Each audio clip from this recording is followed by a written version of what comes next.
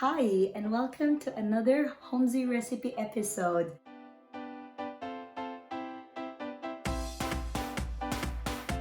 Today, as you figured out from the previous photo, we're going to be talking about Baba Ganoush and how to make it. Now, for those of you who haven't experienced Baba Ganoush, it's actually the cousin of hummus and from the same region.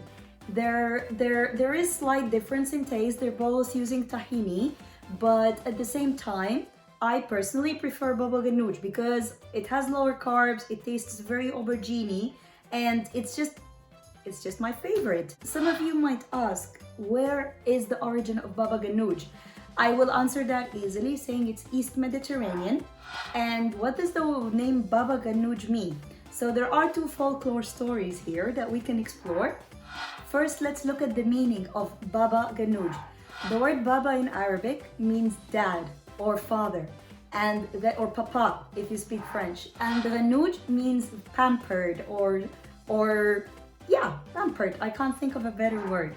So Baba Ganoush obviously was a pampered dad. Now, one folklore story says it was a sultan and one of his harem was actually making it for him, this recipe, and because she was crushing and making the aubergine nice and crushed, it was pampering for him, so he didn't have to chew it and all he needed to do was swallow it.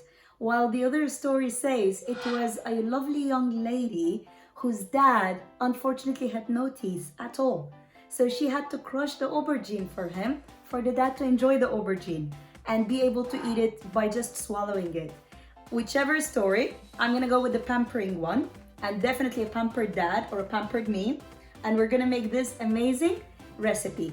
It is easy to make. It will take a bit longer than our normal recipes, but worth the time and effort.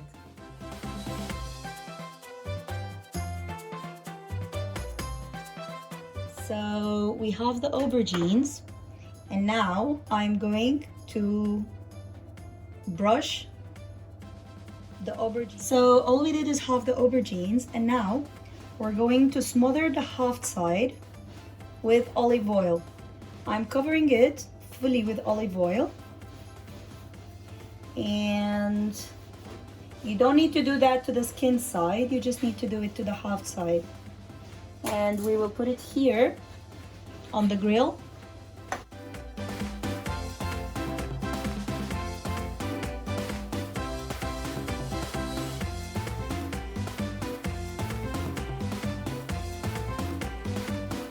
These are now beautifully halved and oiled up. I will confirm the time once it's done, just because I don't go by time, I go by when the aubergine collapses on itself. What does that mean? It will form wrinkles, and this part will not be as nicely puffed up as it is now. It will actually be a bit collapsed with the wrinkles. So after 45 minutes at 200 degrees Celsius, we finally have nicely roasted aubergines. Now, keep an eye on it. You don't want them to burn, but at the same time, you want them very nicely roasted.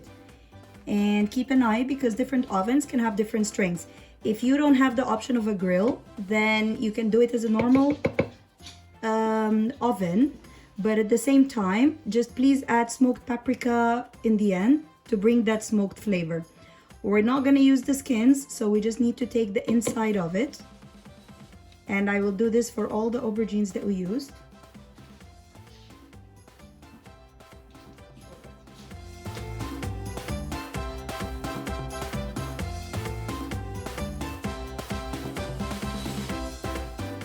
So I've already overcooked mine because I do like it with a bit of a burnt taste, but that does not guarantee that all the moisture has left, and you can see there is still some moisture.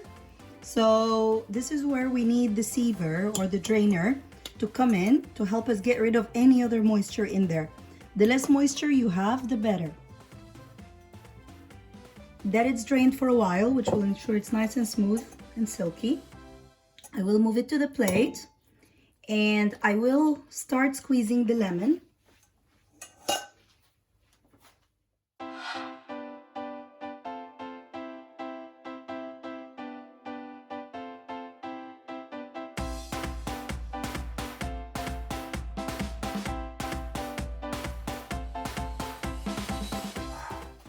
And I will add my olive oil.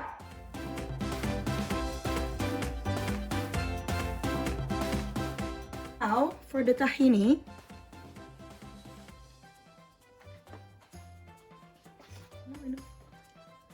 Now I'm adding the tahini. And some people prefer to smash the aubergine before this point, but being the lazy person I am, I'm actually going to smash it while mixing everything together. Now, you might remember I mentioned that I don't taste salt, so you should always add the amount of salt you require. In this recipe though, I will be adding salt. Why? Because it actually removes the bitterness of the aubergine. So adding salt will remove the bitterness of the aubergine, which we desperately need. So this is my spice rack, and if you remember, it has ground cumin, it has some parsley, 2 teaspoons of fresh parsley, 2 tablespoons, or 2 teaspoons if it's dried, and that's salt and pepper. So I will start by adding the salt and pepper.